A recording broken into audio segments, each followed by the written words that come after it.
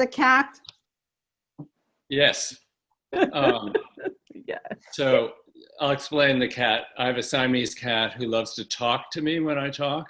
So he's now shut up in a room, and I think he can stand that for about. Okay, hold on 1 second. You gonna show your cat to us later? Maybe, yeah. Yeah. Should I wait for Patricia to get back before I start? Oh, are you ready, Patricia? I think she wants to introduce you. Okay, yeah, ready. Geer Austin is the author of Cloverleaf Poets Web Product Press. His poetry appears in Poet Law, Manhattanville Review, Big Bridge, Plenitude, Boog City, and other journals, and in Love Jets, Queer Mare Poets on 200 Years of Walt Whitman and other anthologies. He lives in New York City. Let's give a warm brownstone welcome to Geer Austin. Thank you, Patricia. Oh, you've got my Siamese cat there. That's so great. Okay, the first poem I'm going to read is after Frank O'Hara's great poem, like The Day Lady Died. My poem is called, first of all, can everybody hear me okay? Mm-hmm. Oh, good. My poem is called In Frank's Day. If I had been you, I would have strolled up 6th Avenue and bought cartons of French cigarettes, bottles of Italian liqueur, and an issue of the New York Post before Rupert Murdoch owned it. Even though I'd be sad that Billie Holiday died, I'd be glad the Post reported it on the front page. I'd head out to East Hampton, and when I got off the train, it would be the East Hampton of that time. There would be no McMansions, only crumbling old mansions and affordable cottages in the springs. I'd drink the Italian liqueur and smoke the French cigarettes all weekend long without giving a thought to lung cancer or cirrhosis of the liver. I'd bask in the sun without applying sunscreen. I would never have heard of AIDS, and I wouldn't know this happiness would end in 1966 on Fire Island, 1 month after my 40th birthday. I think that's what Sarah was talking about, doing stuff that may be hazardous to your health without thinking. So anyway, that was what I imagined Frank O'Hara was doing in the 60s. This is what I was doing in the 60s. Riding after school. We pull on blue jeans, chaps and boots, and clomp with dogs plume-tailing behind over the expanse of gravel between White House and Red Barn, past a garage with gaping doors and a row of garbage cans into hay dust and manure steaming in cold air. We tack up, mount, and head away from family into rusty meadows, gray bare woodland trails, places that belong to us. We follow a stream crusted with ice, dammed with logs we traversed in summertime and enter a frozen field. Our horses gallop up a hill we call Middlebrook Mountain, their manes flying black or chestnut, the sound of their breath hard. Atop the hill, the horses nibble faded turf, and we scan the horizon several miles away, searching for a glint of ocean.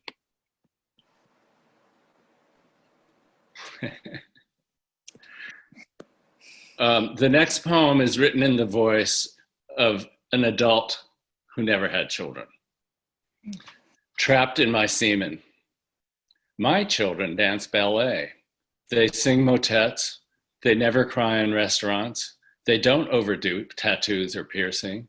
They love poetry. They don't go to jail. I take them to the puppet theater in Sicily. I show them art at the Whitney. We hike the Catskills. We swim Gardiner's Bay. We snorkel off the Galapagos. My children never bang their elbows on piano keys. I don't call them Junior, maybe Paolo, Ronnie, or It. They don't talk a lot, but when they do, they thank me for not turning them into pets. They swim laps in an icy pool. They don't navigate gender carelessly. They eat pasta with clam sauce and marry in flowery fields. They choose professions beginning with the letter P and prosper in life. They're philosophers, photographers, and painters, physicians, pragmatists, and pilots. And when I become a grand person, they hold me tight in their arms and never let me go. Mm.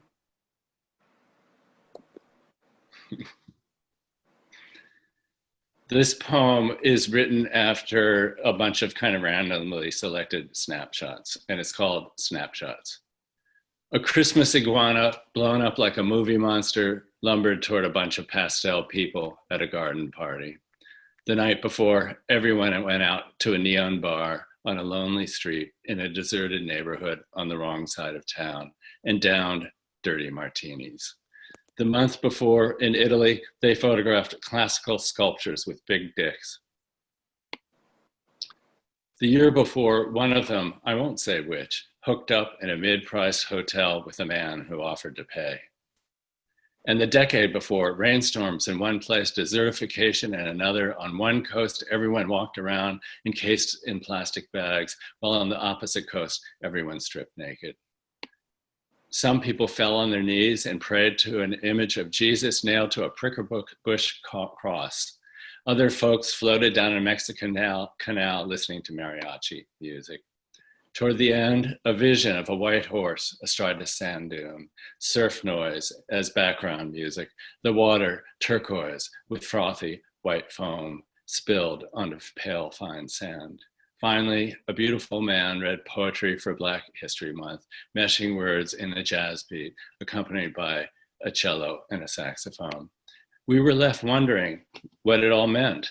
Does the world harmonize like a sonata or fall apart like a piñata?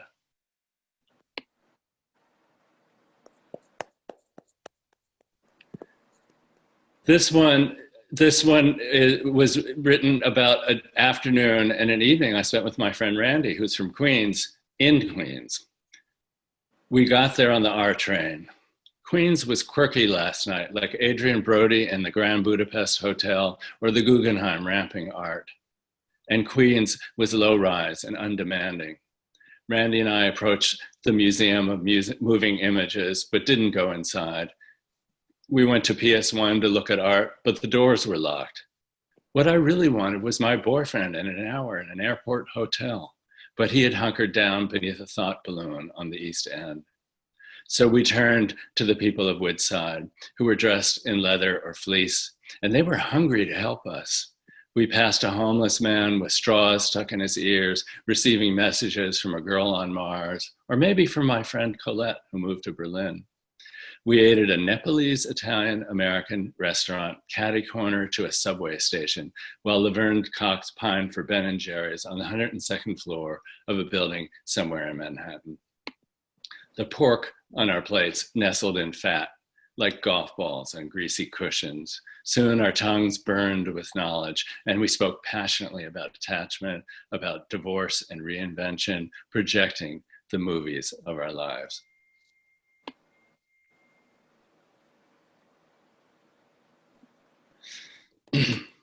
This is another poem after a Frank O'Hara poem. It's called Going Home.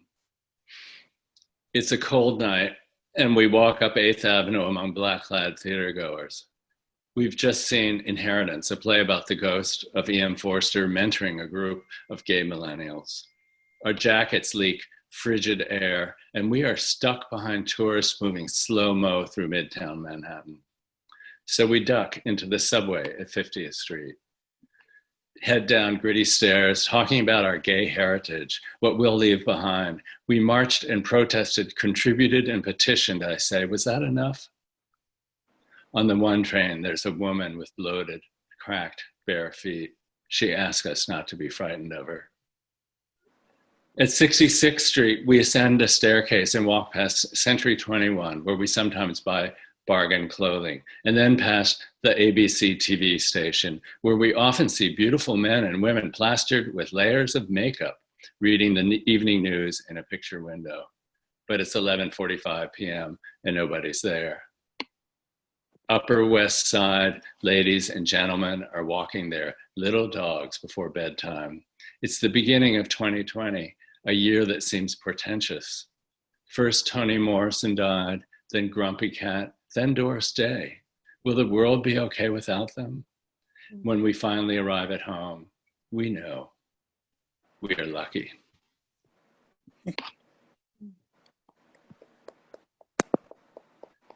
So that was the beginning of approximately January 2020, and this is sort of a poem that's written in the same setting, more or less, 3 months later. Midnight, Times Square, April 1, 2020. The place where the ball drops, zippers with sideways type, blasting thank you notes we didn't write. Photographs of people so beautiful they couldn't be human animate. Marigold, flamingo, grape, Kelly green, stain empty stretches of pavement. Lights so bright, the moon glows anemic over their diotic display. Sporadic souls walk off hunger, clad in athleisure, and the enemy that chased residents inside their homes lurks like a filthy secret. Fearing contact, everyone serpentines. Nobody dances. A few of us shoot pics and skitter like water bugs while gangs astride Yamahas buzz like hornets searching for tree sap. An LED American flag bursts red, white, and computer blue, but nobody lingers in the square. We zigzag north up Broadway like members of a noxious corps de ballet.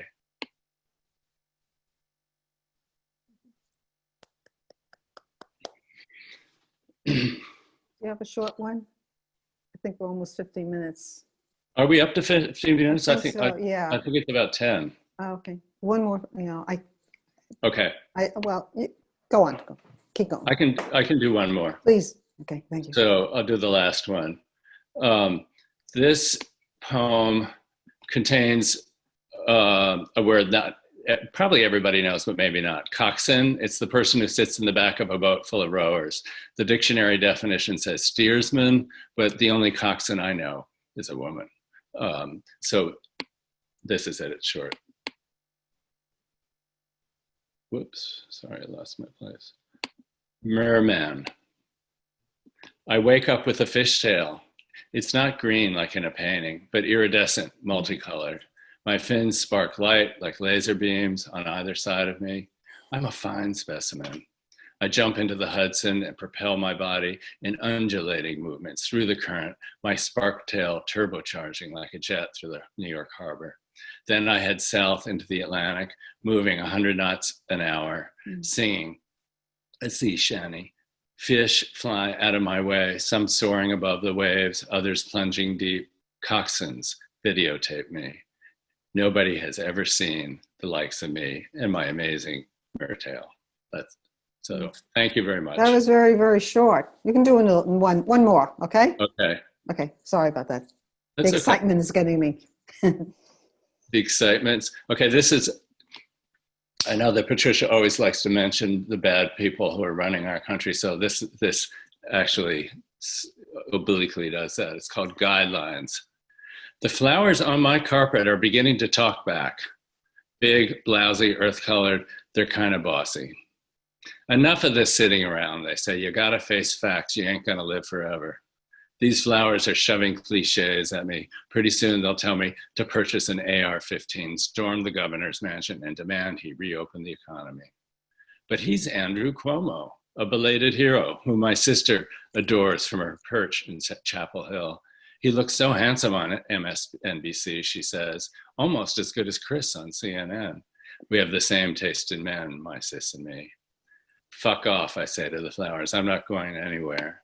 Now me and my carpet are no longer on speaking terms, and I'm conversing with my cat. Stay home, he says. So I don't do symbols in my poetry, but in this case, the flowers and the carpet are symbolic of the Trump regime, in case nobody got that. Thanks again. Thank you so much. Thank you.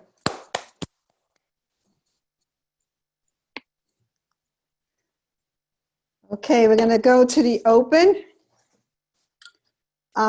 Keep it 3 minutes max. I'll try to keep it under because we have about almost 40 people here.